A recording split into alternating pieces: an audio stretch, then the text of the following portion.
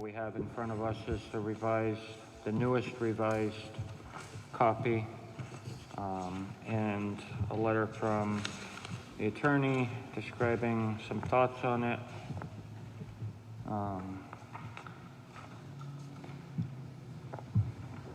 Margaret, did you have any?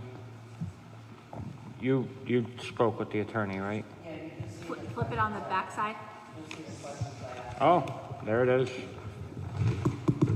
I was reading the answers. I was like, wait a minute, something here is not making sense to me.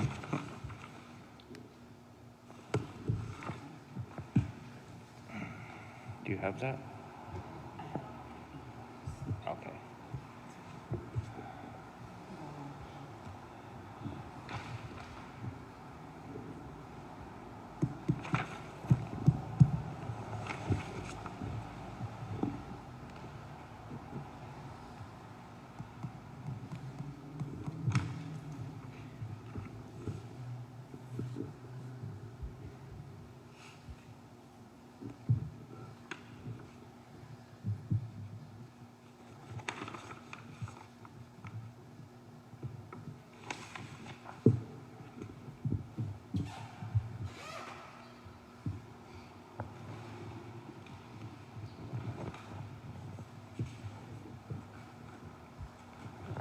So is this saying, putting the welfare implications aside, so if it's a welfare situation, then we are responsible?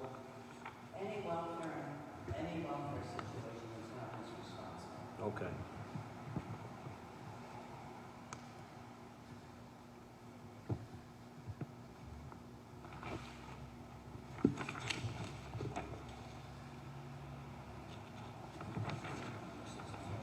What's that? Yeah.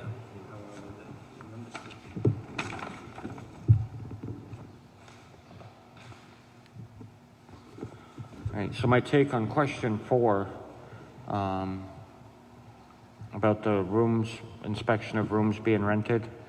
And my take on his answer is basically that he doesn't recommend we limit in the ordinance, we limit to just certain types of units. We keep the ordinance so that it's for everything, and then we ourselves afterwards can decide that, well, this year we're not going to inspect any of this or whatever. So then, as you said, then you don't have to go back. If you Right. realize that you made a mistake, and that is a situation that needs to be addressed, you don't have to come back and forth, Right. So the ordinance should really cover, the ordinance should be for everything. which it is now. Right.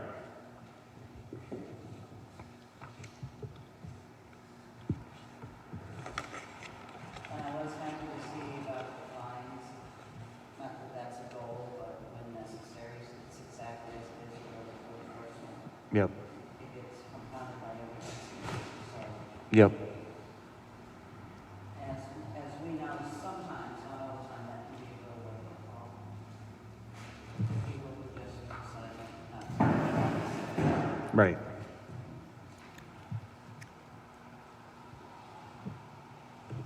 Margaret, was there any changes from the attorney notes that we hadn't already changed or addressed? I thought we had them all. Were there any that I need to make a note to go back and, Not that I recall. okay? No, it doesn't look like it. It looks like everything. I didn't want to make any changes until you guys had a chance to look at the attorneys. Right.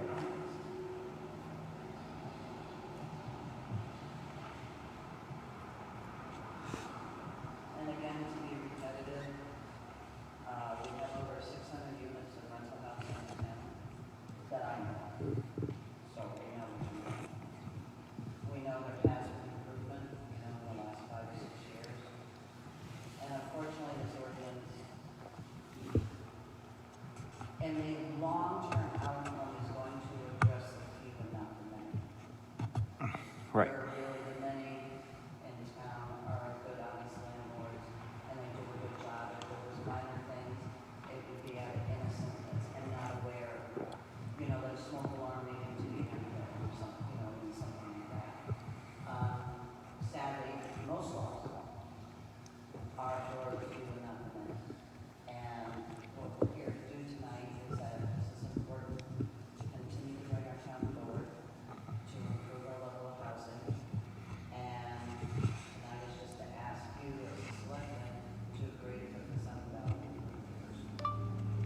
Now, when you say 600 units, that, like, say one house with 4 units, that's 4 apartments, that's 4, not 1, okay. So if there were 150 rental properties with 4 units, that's your 600, however you slice it, yeah.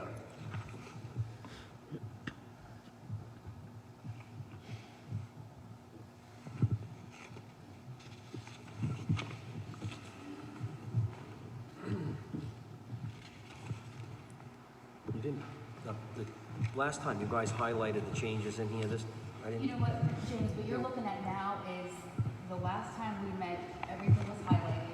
Yeah. And anything that was added, I would put in blue, Okay. which was this, the first page, purpose. Sure. And then anything that we discussed to change or to adjust, I guess, was highlighted, and anything that we would take out was still put on, and had a red stripe under it. Okay. So then after we met last time, you guys said you approved everything that was in there as it was written, so we cleaned it up and made this look like the official. And then anything that was still kind of outstanding, you delete.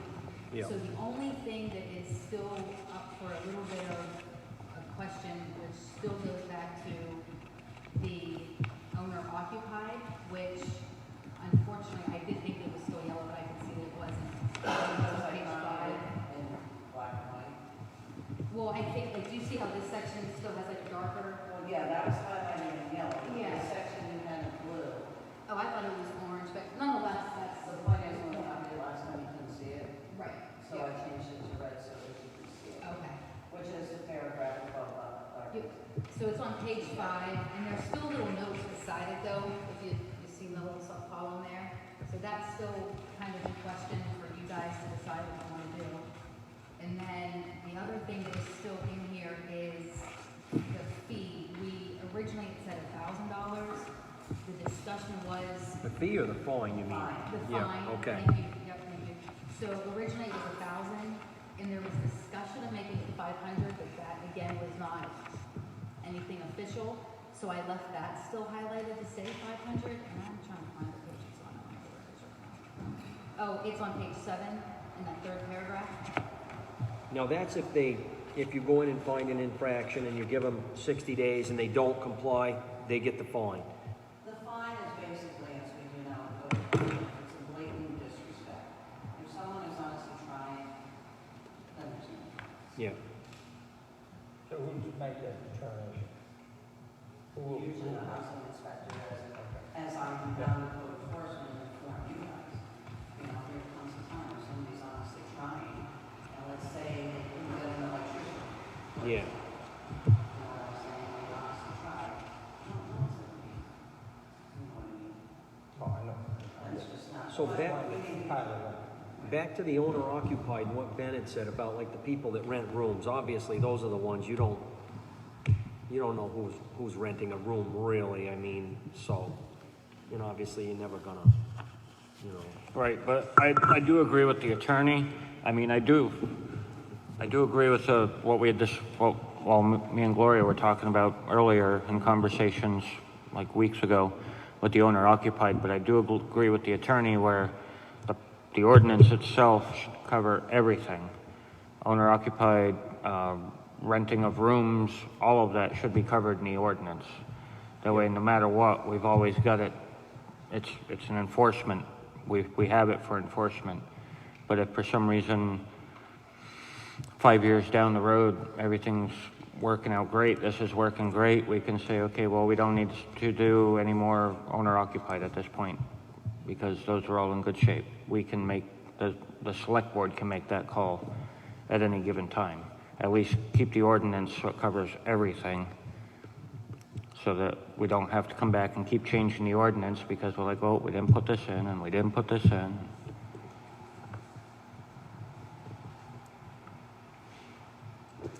So the other thing that is still on here is we did discuss, well, we did take out the whole paragraph about the citizen complaint because it was already the law that she was going to go. We were trying to do away with unintended consequences of abuse, unfortunately, and manipulation. So, but there was actually a sub-paragraph that was underneath of that was not struck through last time. So I left it highlighted because I wasn't sure if that needed to be taken out as well. Where's or- that? It's on page 5, the very last page. I actually think it should stay in Oh. there. But I don't know if where it would go, or if it needed to have a different title. Then that going to the same as it said something. And we cross that out. I have it crossed out anyway. 6. On page 6 on top. On page, I didn't have that part crossed off, that non-rentable units. It's under citizen complaint under that. Citizen complaint. Yeah, we're on his whole page 6. Yeah. Okay, so the citizen complaint, the part that was crossed off last time, I'm not sure if anybody still has, I think I actually have a copy. See, I got a quick question for Margaret on this. Is that legally enforceable?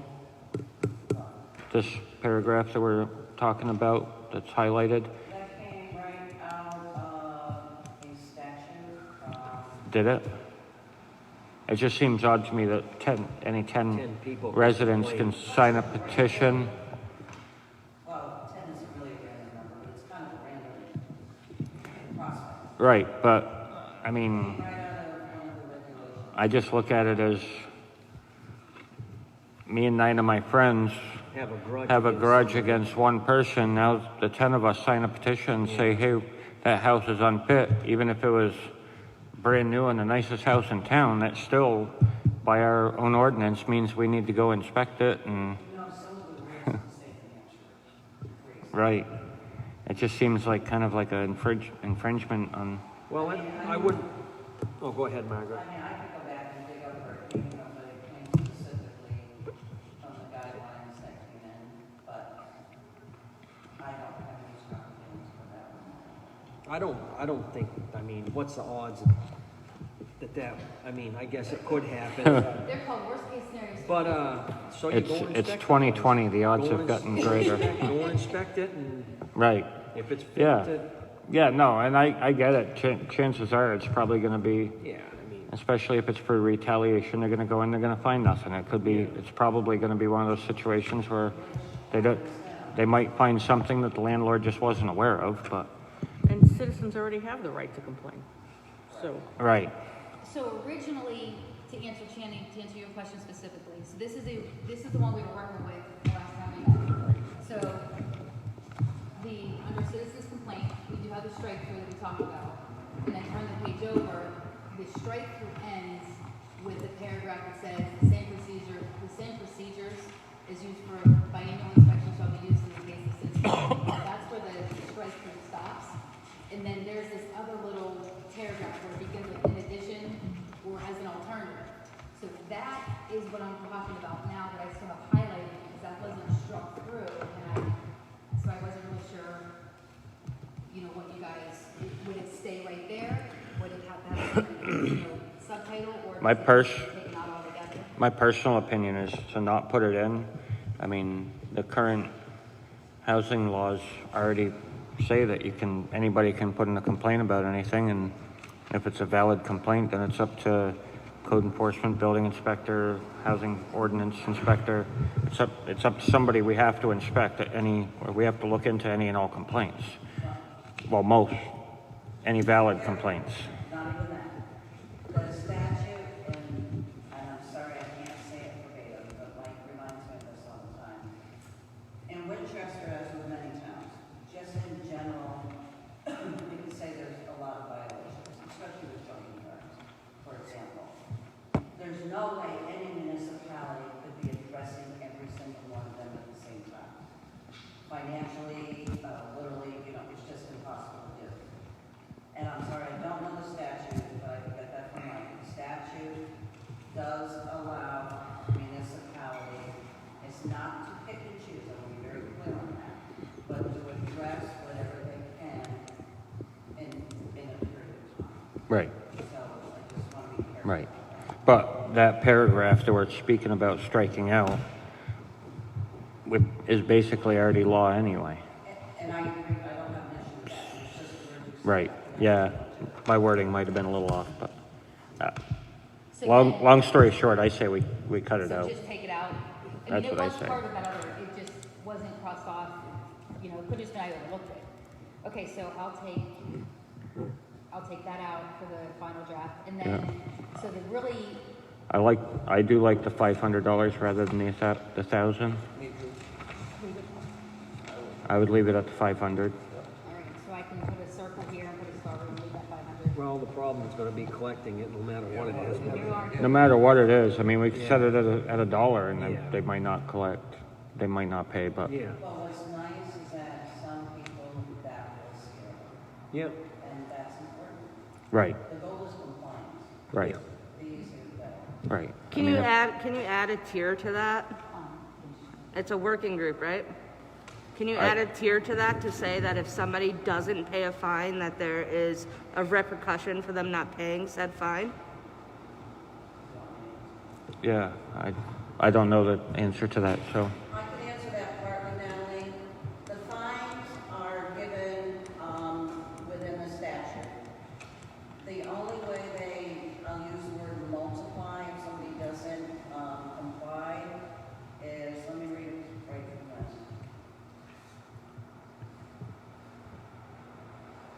For purposes of any fines imposed hereunder, each day that a violation of the ordinance, code, or bylaw continues shall be considered a separate offense. Okay. So what it is that compounds, it doubles. Goes up five, or I shouldn't say doubles. it can, $500 a day, Yep. but keep in mind, fines are not like parking tickets. I would say which they were most of the time. Save the town a tremendous amount of money.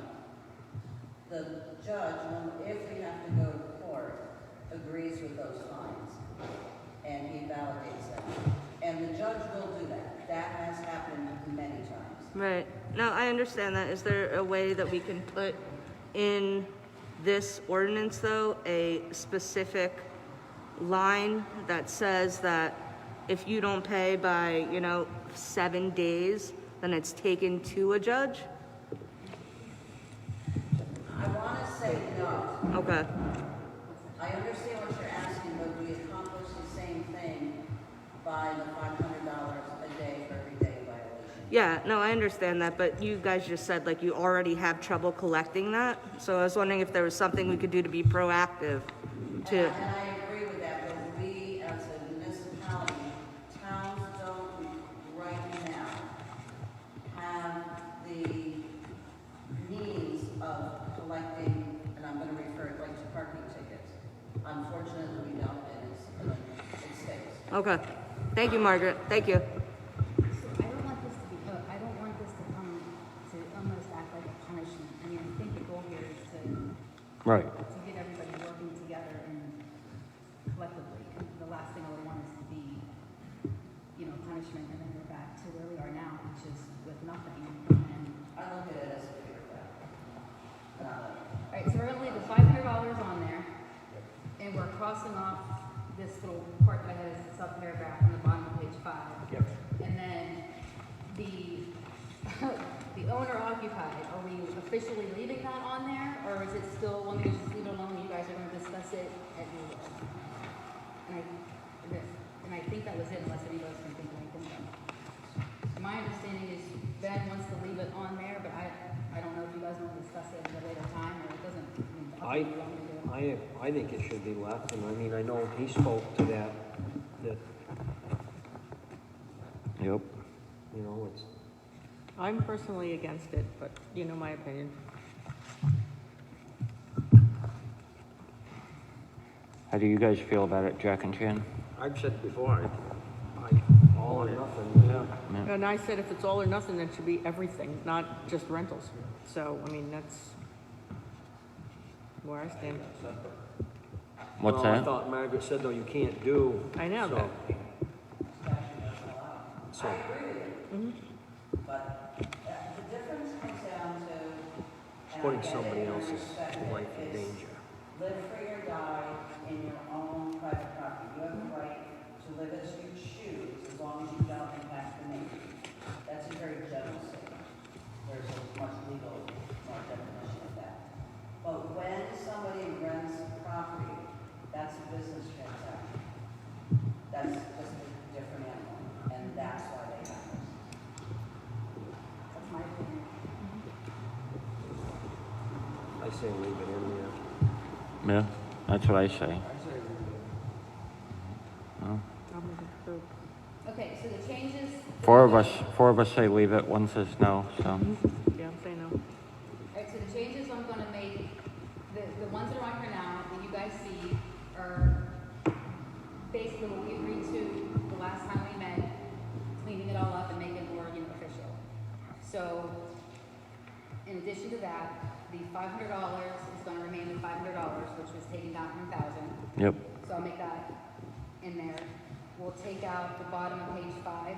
Just Yep. cross that off, that was part of that citizen complaint, get that out, which was over here a month, actually. And then, also on page 5, the inspection of owner occupied units, leave that in there. right. Yeah, there's, I think that's gonna be what we use. right. Yeah, it very well could be. I think it But I do agree that the ordinance needs to cover as much as it legally can cover. I think, this is my opinion, I think what's gonna happen with that is, I think that's gonna be a very great example of unintended consequence. I think that people that are perhaps renting out a unit, for more tax purposes or simply just to help with maintenance, I think that's gonna be where a lot of the pushback, right? Which is my opinion. But I think it's also going to come down as how you present this to the public. And Yep. instead of looking at it as unintended consequence, look at it as in the long run, it's for their benefit also.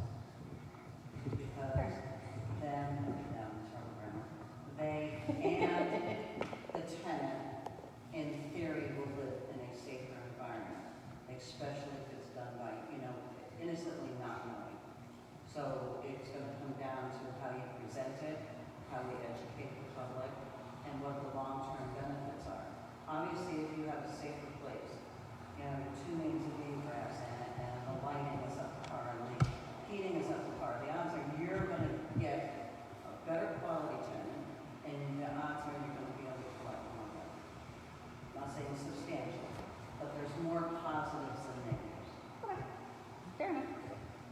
Well, and you, just an example, you went into a property here not long ago, and the exits were blocked with what, filing cabinets, there's no smoke detectors in the owner side of the, so, I mean, Which just blew my mind, but a lot of it's, like I said, oversight or, the majority is innocence and not knowing.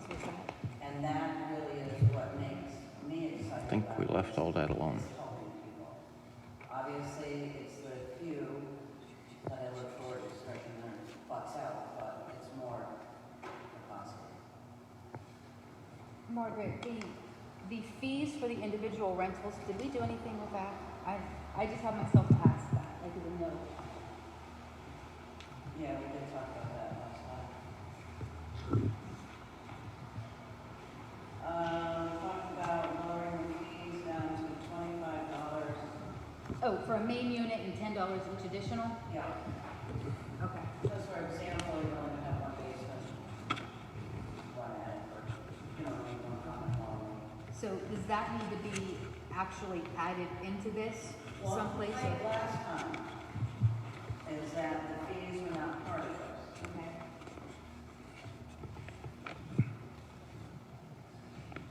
I'm stuck on the fees and how to do it. I'm not saying the public should not know, because the public was notified last time, so there wasn't any surprises, but that was a negative consequence. I don't know if we can put the fees in here. If we put the fees in here, and let's say 3 years from now, we have to pay our housing inspector $50 an hour, just saying, okay, the fees are gonna have to go up. If you put a fee in here, whatever you put in here, we're going to vote on. The only thing I would have to ask is as amended or something like that. I don't know how that could be worded, but I'm willing to try that. What I can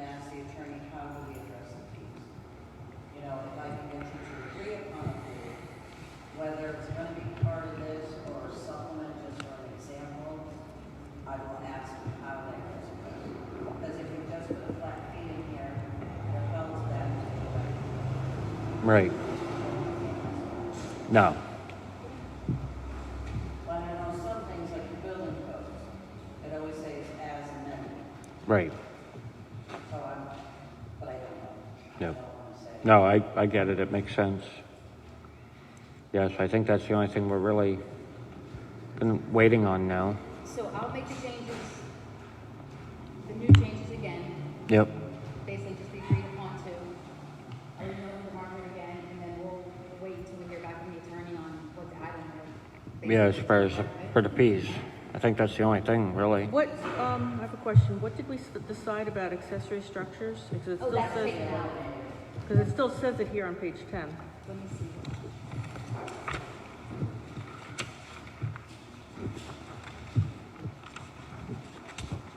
My page 10 doesn't have it. Are you looking at the old?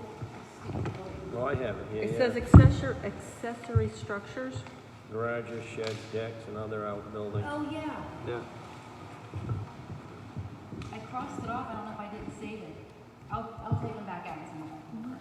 So what I would ask is for Jenny to clean this up, give me a contract for next week. I'll give it to you guys ahead of time, you have a chance to read it. And then I should have the answer on the fees probably tomorrow. I see you guys have that information, and then I would just request to ask if you guys would put that on. Yep. Yep. Hey, Margaret, I just noticed this, It's not on this one, I don't know how it made it back in this one. Okay. we, also on page 10, you have a listing for motor vehicles. Well, that's already in,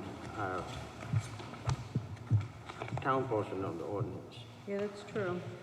So does it need to be repeated in a separate ordinance? We already have that, it's already passed and, you know, It's up to you. I'm not gonna. almost word for word. Right. Yeah.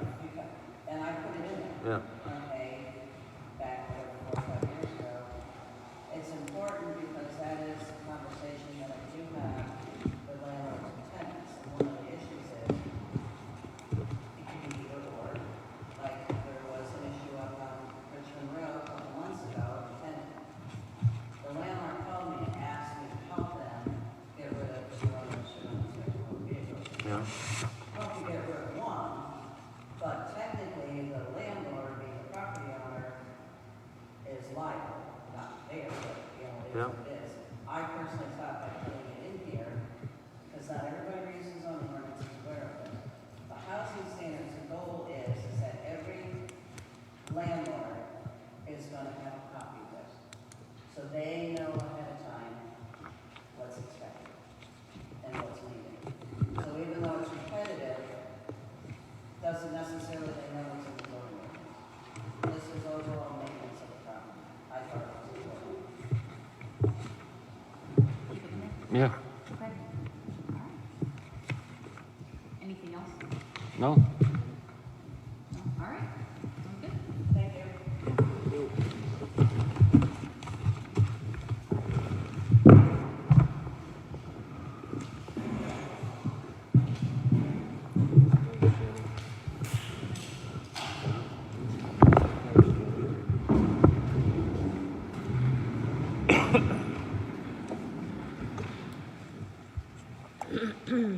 All right, moving on with the rest of our meeting.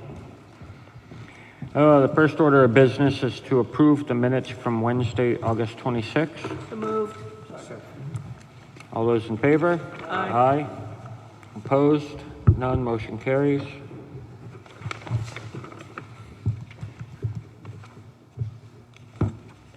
Next, we have a permit for raffle tickets for October 18th for Smith & Wesson Revolver by Jennifer for New Hampshire. I make a motion to approve that. Second. All those in favor? Aye. Opposed? None, motion carries. Next, we have an update from the Conservation Committee on Musterfield Park. I'm not going to read the whole thing because it's pretty long, but basically they had a lot of questions and concerns from not only the Board of Selectmen but also townspeople in regards to Musterfield Park and the cleanup from the storm damage. And they're still actively cleaning. They're placing more picnic tables and trash cans, and we'll be maintaining them. They have contracted with Maple Valley Nursery. They're going to be planting some, I believe it was hardwoods this fall, and some other trees in the spring. They did go through a whole walkthrough out there to find out which trees were more likely to survive being closer to the road, having to deal with the road elements and salt and stuff, and so they don't plant trees that die in a year. So they're definitely working hard to make that look nice out there. I have a question. Carrie, could you reach out to the Conservation Committee and ask them, it says here that they're going to be planting some arborvitae Yep. to form a barrier on 119. I personally don't think that's a good idea for the simple reason is arborvitaes are quite thick. They make a natural fence, and that's just inviting people to hide behind them and do something in the park that they probably shouldn't be doing. If they're going to be spaced out so the police still can, patrol it and look through it as a drive-by, that's one thing. But if they're going to be a natural barrier, then I think we should rethink that. Yeah, because we addressed that a couple of years ago, asked them to thin it out a little bit to make it so the police department could see in there better. And it cuts down on vandalism of the picnic tables and stuff they put out there too. Next we have a request.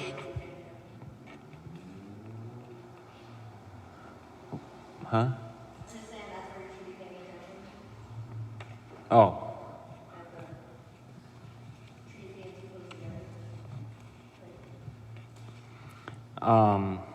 Next we have a request from Jim Tatro. He's asking to appoint a deputy town clerk for the days of elections.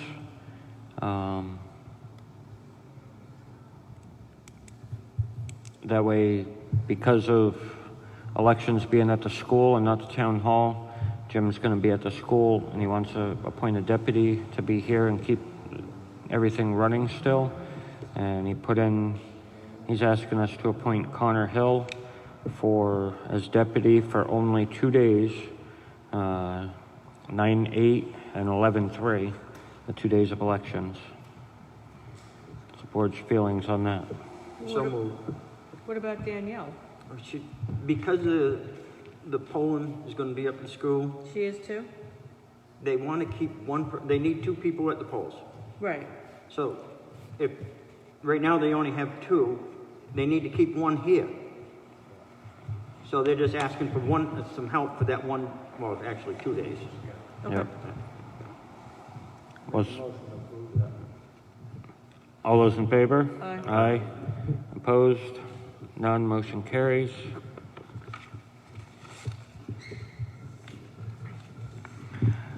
Next, we have Southwest Regional Planning is finishing up the application for the feasibility study on the ramp out at the town beach.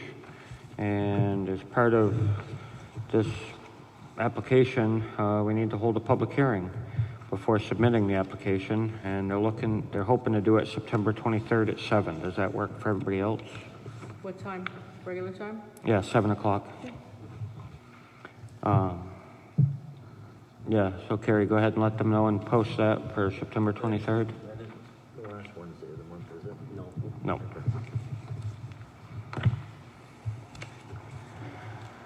And next, there's an update in here from the health officer.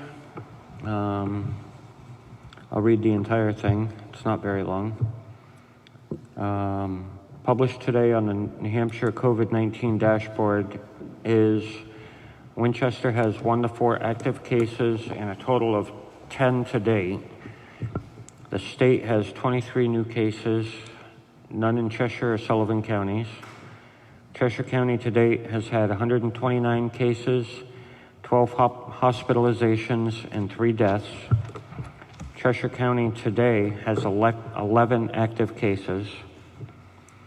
The state has published an update to the universal guidelines that should be looked at by all employers. Some of the changes are definitions, additional employer requirements regarding exposure, traveling, and testing. And those 3 things are: any travel outside of New England requires 14-day quarantine unless they're essential. Close contact is now 10 minutes within 6 feet of someone. And mask usage and use of shields. The state also published yesterday material on when it is advised for schools to transition from one type of learning to another and what parameters should be. And the federal government announced that today it will temporarily halt evictions of renters. There's still more to come to this. And that's the update from the health officer.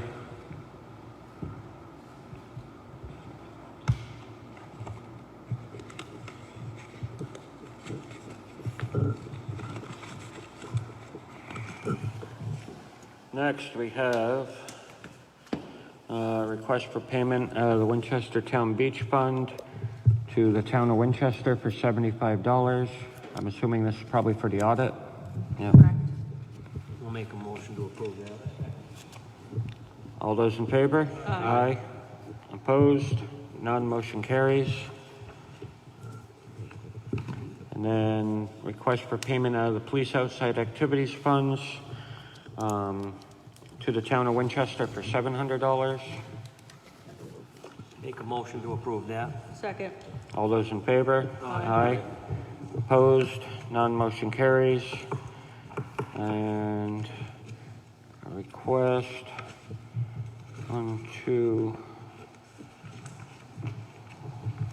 just two requests here out of the ambulance billing fund. The first one is to the town of Winchester for $700, and the second one is to Certified Ambulance Group for $723.54. Make a motion to approve both of those. Second. All those in favor? Aye. Opposed? None. Motion carries.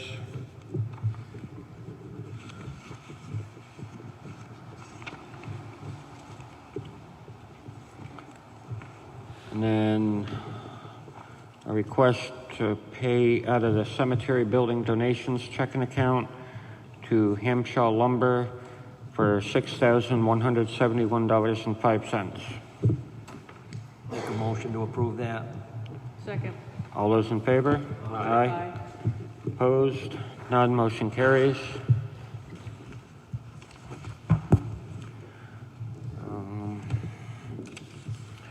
That's everything in the folder.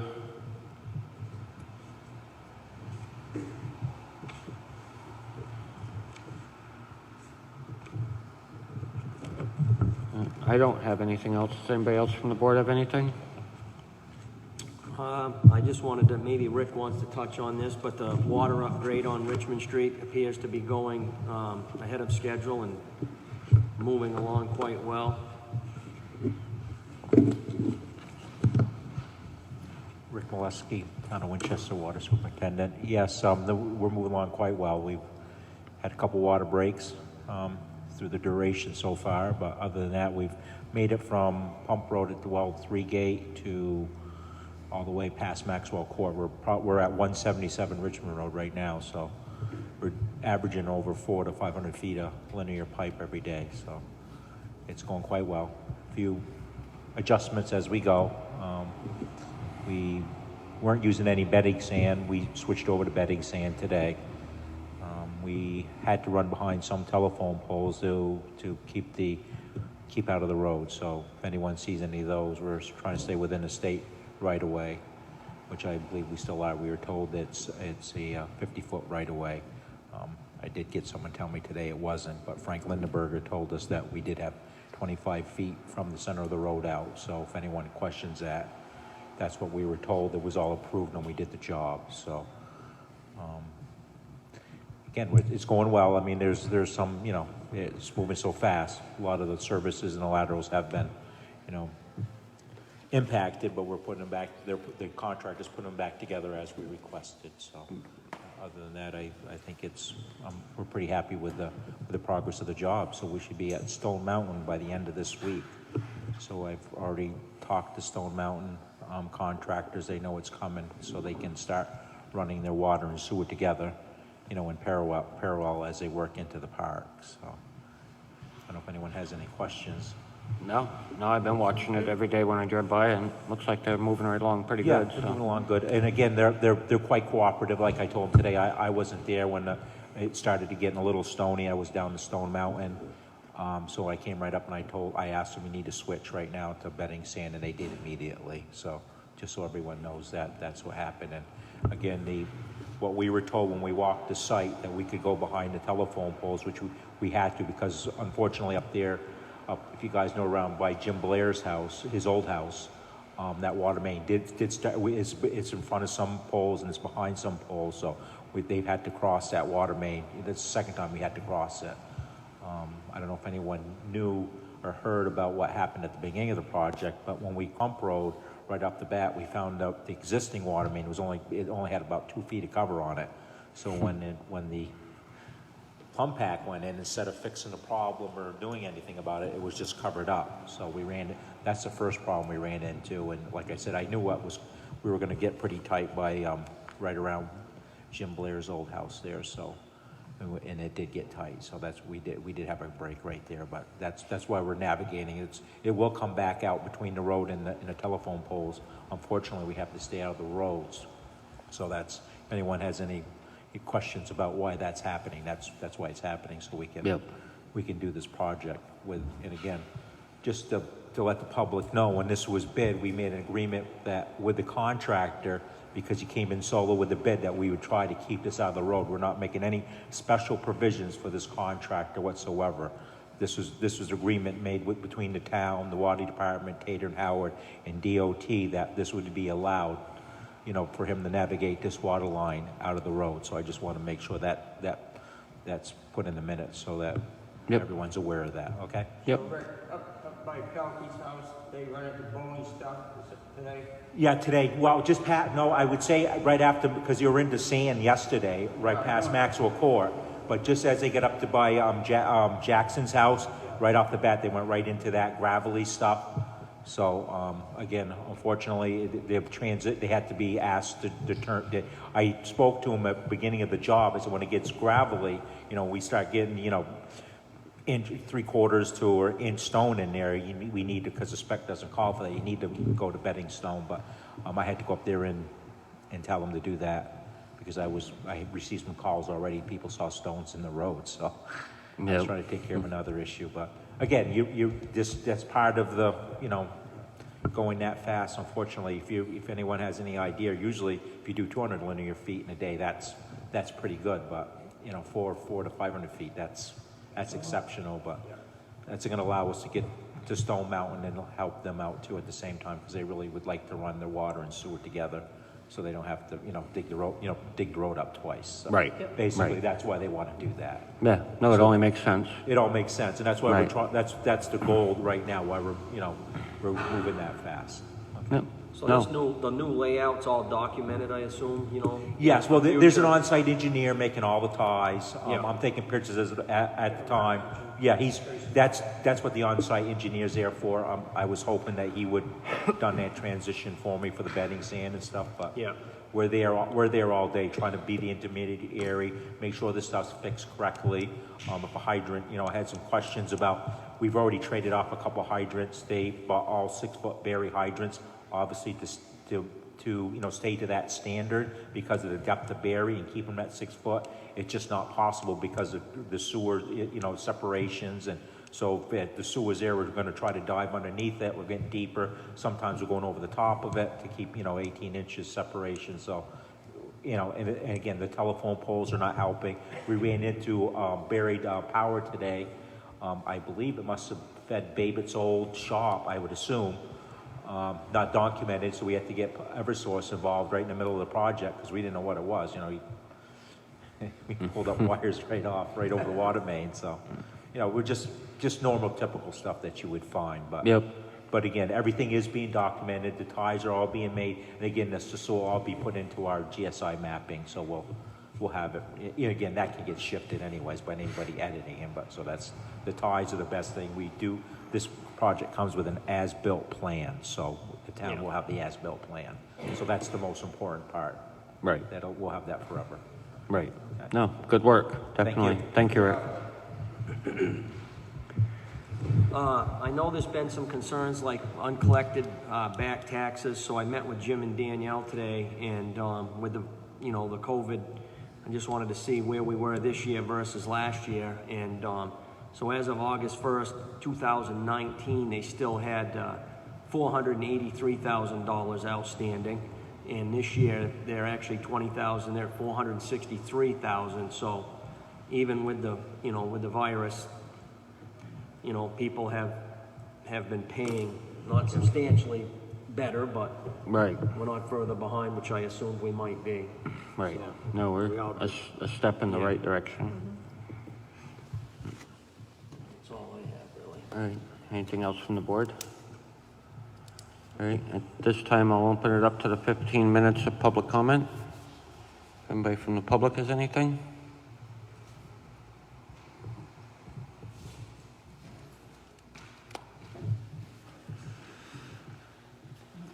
Jennifer Bellin, Howard Street.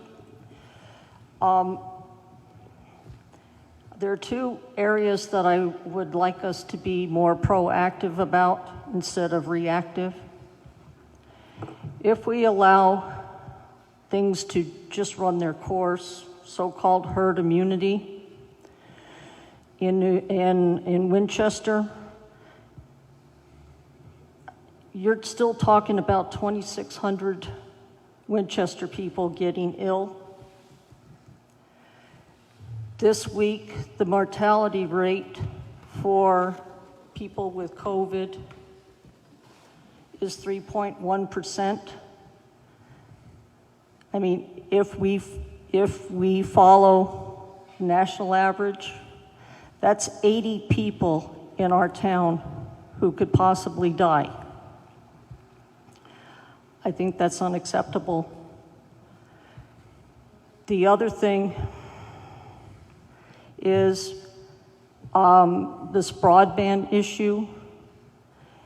81.3% of Cheshire County residents have access to broadband. That still means that 1 out of 5 students or families in the county does not have access to broadband. And I think we know that in our town that's higher. COVID isn't going away. We're going to have to work with, instead of ignoring or pretending that it isn't as bad as it is. We've been very, very lucky that we haven't been hit, but we don't know what's going to happen. I would really like us to be more proactive about that. Thank you. Thank you.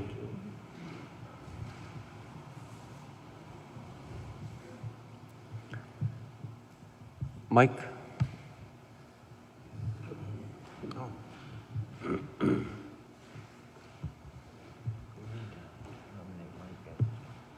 Oh, Thank you, Mr. Chairman. Mr. Chairman, I have a question for Selectman Lustig, if that's okay with you. yep. Gloria, would you have access to any of the lubricants that we used on the clock? It was, zero, yeah, it was motor oil, I forget. I think it was 020. Yeah, no, it wasn't 020, it was, I have it written down at home, Okay. yeah. If, It's, yeah, but it's not WD-40. That, No. no, Right, it's right. not. No. You want to stay away from that. It's a lightweight motor oil, and I forget the specific. but 5W30 maybe? I have it written down at home, I don't Okay. specifically remember. Would it be possible to, Kerry, if you could get my email address from Kerry? Yeah, I have, like I said, I have the instructions too that I wanted to put together for you. Okay. Also, Mr. Chairman, you might be more familiar with this, having worked on it more recently. The bushing that is needed in the one clock face, is that something that can be fabricated? Is it something that we have? Well, there's two problems with the one clock pace. There's a bushing that's broken, that's missing, that's not a major deal. The bigger problem is, as I'm sure you noticed, somebody remade the face with plexiglass. Right. And they use very thin plexiglass, and it's not strong enough to hold the weight of the arm and everything. So I know last time I was up there with Brian, we decided the best idea might be to buy some heavier clear plexiglass And cement it to it? and cement it to it from the backside, and that should hopefully reinforce it enough. Can we, What about a standalone arm with a bushing or a bearing? The problem with putting anything standing behind the clock face to hold anything is because of the way it's lit through it. From the outside, you would see the shadow of it, and you wouldn't be able to see whatever's Okay. in that area. yeah, the problem is the planetary gear, the way it's designed, has to do all four at the same time. I would maybe possibly in the renovations, see if all four of those faces can be replaced. But three of them are still in perfectly good shape. Okay. Just that back one Yeah. was broken years ago. There's a broken chunk of it still up there, and you can see it was made of some pretty heavy material. Right, right. And somebody, I don't know the backstory to it, but somebody remade the face of real light plexiglass, and it just won't hold up. It won't hold the weight of it. Once you put the arm and everything attached to it, it wants to fall right out. The other question I have is, one of those is severely bowed, and my concern is that as it turns, it's going to have a disproportionate effect on the amount of time on the one face. It's going to start to slip. The arm itself, The arm, you know. yeah, I had asked Brian about that, the specialist that came up and helped us work on it, and he said that has little to no effect on the clock at all. Even with, it's about as straight as a ram's horn, but Right, yep, no, it still spins the same speed as the rest of them. okay. Do you know what the material is? Is it made out of maple or cherry? That I don't. All right. Also, a quick question. Do you think Jeremy would have a problem with the installation of hardware cloth on the louvers to keep the pigeons out?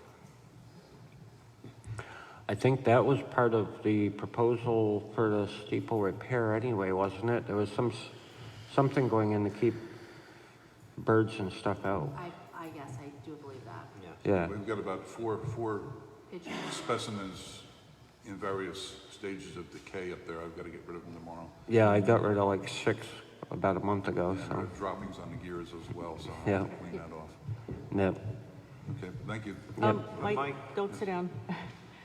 I wanted to make a motion to appoint Mike as the town clock custodian. Well, before you do that, we have to make a motion to remove, Okay, that's true. Paul Hubner, Paul Hubner, yep, that's what we were just talking yeah. about. okay. So, is that your motion? Yeah, to remove Paul, yes. All right, all those in favor? Aye. Aye. Opposed? None, motion carries. All right, and then my motion is to appoint Mike Coop as our town clock custodian. A second. All those in favor? Aye. Opposed? None, motion carries. It's official. It's official, it's all yours. You just need to get sworn in by Jim, but, Yay. yeah. I've been sworn at so many times. Question for you, sir. Do you know if the pendulum is a 2,400 beat per hour pendulum? That I don't know. That's a Brian question. Right. Sit up there and count it. Carrie, Well, I have long-range Wi-Fi, so I I was know. thinking of putting that up in a steeple, and what I can do is I can set up a couple of cameras to take a look at the back side of the clock face, Yeah. so I can Right. keep track of it. That's a good idea. And Yeah. the other question I have, I also have a time tracker which will count the beats on a microphone. so I can record it. Yep. So I can then play that back. Did Jack show you how to adjust the speed? Did you? Well, there is a fine tuning, Yeah. there is a fine tuning wheel on top. Right. Which counterclockwise will slow it down. Right. I haven't had a chance to get back in to find where the pendulum, where the nut is on the bottom of the actual pendulum. Is that in the wall someplace? Is that accessible? That you don't have to touch. The only adjustment on the speed of it at all is on that fine tune at the top. That pendulum doesn't have any other adjustments on it, just that one at the top. Well, there should be a nut on the bottom of the pendulum to adjust the weight up and down. No. No, not on that one, there's not. That's all one solid piece. Okay? Carrie, do you have Brian's email address? All right, Brian? yeah, Yeah, I do. yeah, I've got it too. I was just gonna, or Gloria, can you maybe give Mike Brian's email address? Yep. There's a guy Chan was talking in Swansea. Chan, what I'm not happened? sure. City pronounce Perry, I heard from his son. I know Brian's a real good guy, Brian Tangway. He knows a lot about these. He maintains quite a few throughout New England, and he'd be able to answer all the questions about the type of pendulum and everything that is. Thank you. Oh, yeah. Yep, thank you again, Mike. Tons of pictures. Thanks, Mike. Yeah, I got all kinds of documentation. Congrats, Mike. Somebody just gave a talk at the Historical Society too, who could totally help you out. I believe Jen could give you his name. But I was wondering, first off, can we get some wipes for this microphone? So we have a lot of people coming up here and, talking into it. We don't know where they've been. It'd be great for COVID. Yep. Same as, do you guys actually wipe down your tables and chairs when you're gone? Because I know other people use town hall. Yeah, this is all wiped down. We can get some wipes for the microphone. That would be great. First off, I just want to just briefly touch on, you just read the guidelines, I guess they're the new COVID guidelines from the state, correct? Was that the guidelines, the new guidelines? Your update? It was a brief update on the state, I believe it was August 27th or 28th, released an update to the universal guidelines. Okay, so, I only heard about it today, I read about it today, so I just put in quick bullet points. I thought it was important, they really had a nice list of definitions. What else did I say there? Very clear about travel out of New England. I don't know what, but, so I just highlighted a few things. no, great, thank you, Margaret. So, part of those guidelines, it did say that people should wear masks if they're sitting, even 6 feet from each other for more than 10 minutes. So does that mean that the select board is now going to wear masks? Not as far as I'm concerned. Okay. So again, you're endangering the public of people who you want to come to the meetings, correct? No, you're more than 6 feet apart. We didn't tell you. For that. more than 10 minutes is what those guidelines stated. And we sit in here for over an hour. Go ahead, Margaret. Can I speak then? Yeah. Can you come up to the mic, Margaret? Thank you.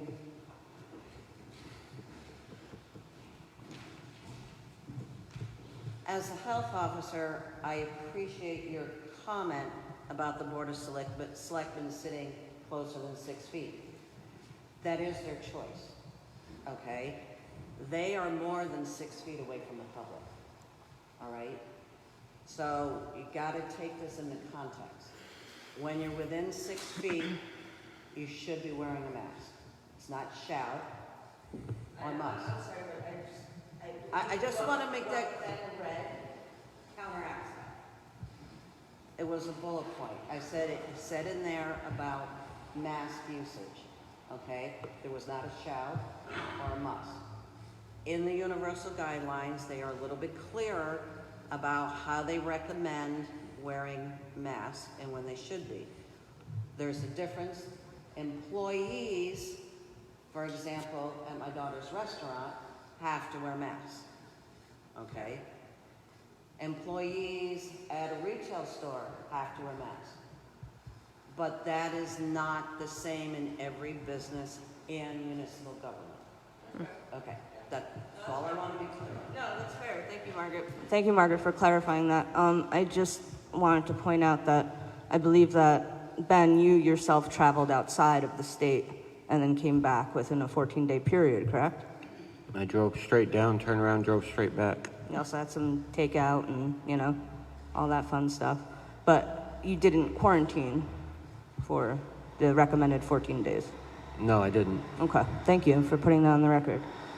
So I guess my main point with that is that while it is recommended that it happens because we're a municipalities, or you said government, I don't remember what you said. It's not a mandate, but it is recommended. So Right. again, I asked the select board, you want people to come to these meetings. Why are you not making it safer for people, the people who elected you, to come to these meetings if they're uncomfortable coming here without you wearing a mask? I've said it before, people didn't come to the meetings before this, so what's their excuse? Why weren't they here They're before? attending online on a virtual stream because Yeah. they want to be involved. Yeah, but they didn't. So they why didn't wouldn't come before you, this. as a They're select using board, this make for an them want excuse. to be more involved by protecting them? We, I'm not gonna well, argue with as Margaret was trying to clarify, we're, Yeah, I don't know. we're keeping the protection to the public by keeping the public more than 6 feet away from us, Okay, so. which is the recommended. Okay, no, that's practice. great. So then my next point would be, can we offer or form a committee that would allow the people who do not feel safe, even within a 6-foot distance, in a room that has no circulation, to be able to attend virtually so they could be informed as well? Would the select board recommend a committee to do that so we can establish virtual online meetings? A committee per. A live stream where we could raise funds, or do you guys want it as a warrant article? I see what you mean, I didn't understand you at first. Yeah. I mean, I've been trying to push for computers myself, so. Well, it's not just computers, but I mean, you guys did a great job on the social media policy, We should be able to live stream it instead of me using my phone data up every week, bringing it to the public. Like, can we set it up so that the select board is now bringing a live stream to the public on our social media page? Yeah, I mean, that COVID money we spoke of before would cover that equipment and No, you stuff. guys said it wouldn't cover the equipment.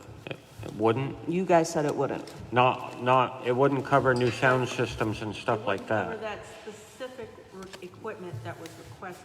Right, and it won't cover new sound systems, stuff like that, which for years, we've spoke about the sound system in Yeah, here. I mean, we could not just, being good, it's like, but- seriously, like $300, we just set up a camera and plug it right into the PA. As long as you guys talk in your mics, it would be great. Right. So Any people can citizen- sit at home and say shit about us. Well, I mean, you could still watch it after. Yeah, Carrie, They can be informed, they can come right down here and get informed. they don't feel safe, James. They didn't come down before, though. okay, But they're okay, interested okay. now. Okay. I'm not interested in Okay, arguing with you, that's okay, great. guys. Carrie, would, any of that COVID money cover any kind of equipment to be able to live stream? You just find out what kind of equipment can be purchased. Yep, I'll look into it. Right. I mean, we could mean, do it right last- from a last- laptop, honestly. You could do it right from a laptop. Any citizen has the right to do it anyway, so. Right. Well, right. and I get I'm it just that, wasting all my phone data, like it's. I get it, I get it that any laptop will work or whatever, Yeah. but we don't have one right now to use. So maybe we could so- reinstate that laptop motion. You did a I good was- job on that, Ben. You did. I was gonna shoot for it because I haven't in a few weeks, but. Yeah. The problem is unless we use the COVID money, we just don't have the funds to buy Right. laptops. I mean, that's a whole nother story. I'm just gonna right. keep going real fast. Yep, 15 minutes Are you- is up. we got about 2 minutes left. All right, so I'm gonna keep going real fast. James, you mentioned that taxes were only $400 and some odd $1,000 back. Are you not including the back owed taxes of brownfields? That's just for 2020. So that actual No. number is like 1.2 something million. So are you not including the brownfields? I'm just talking uncollected taxes for 2020. It was like 1.2 million, it wasn't 400. No, just for this year, what Just hasn't this been last collected. billing cycle. Yeah, it's 1.2 million. No, No, it's No. 463,000. No. just for this current billing. That Oh, doesn't this billing include quarter is what you're saying? this current, well, So half a we year. had an but- influx of revenue of over $600,000? A what? An No, influx? outstanding No. taxes not collected as of August 1st. So just for 2020, you're not counting the 3 years? Yes. Okay, all right, that makes sense. I had a question about the steeple real quick. You were talking about plexiglass. Does the plexiglass mandate that the fire department says that the school's not allowed to have because of fumes? Does that not apply to the church steeple? I don't believe it does because it's not a No, it was space just a that's question. occupied. I just question. My last thing is the broadband.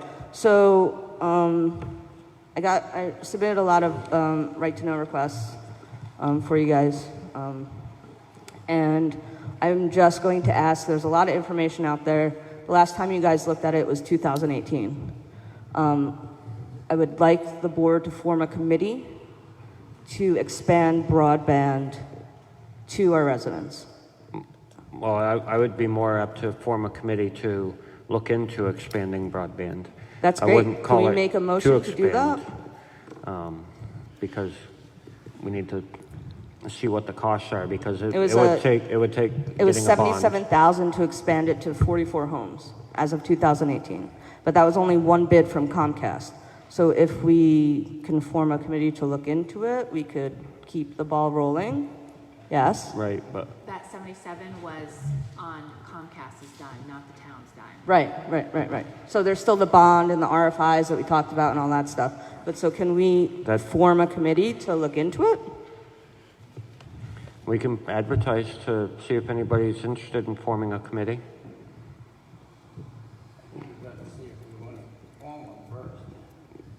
What was that, Jeannie? I mean, I'm willing to look into it. Yeah. I'm willing to look into it, and at least, I mean, if nothing else, at the end of it, I'll know what it's gonna cost and what we are lacking or not lacking or whatever. Right now, everything's assumptions. Yeah, I mean, if a lot of people in town are looking for it and they're having a hard time with homeschooling and whatnot, why, Right. it doesn't hurt anybody to look into it, No, right? no, it doesn't. I'm fine with forming a committee to look into it, Sure. All right. yeah. So Cool. we'll form a committee, but we'll advertise for volunteer interest forms. And we'll look at the And where will interest. that advertisement be? Where do we usually advertise for I will that, Carrie? post it on our website, I will post it at Town Hall, I will post it at the post office. Website, town hall, post office? Awesome. Thank you. Thank you. And that's the last of the public comment period. You didn't have anything else, did you, Carrie? All right. I will entertain a motion to go into non-public under RSA 91A32, little C and A. Wait, B. B, not A, but B. C and B. So moved. Roll call, Jack Marish. Aye. James Rokes. Herb Stevens. Gloria Lustek. Aye. Ben Klinsky, aye. We are now in non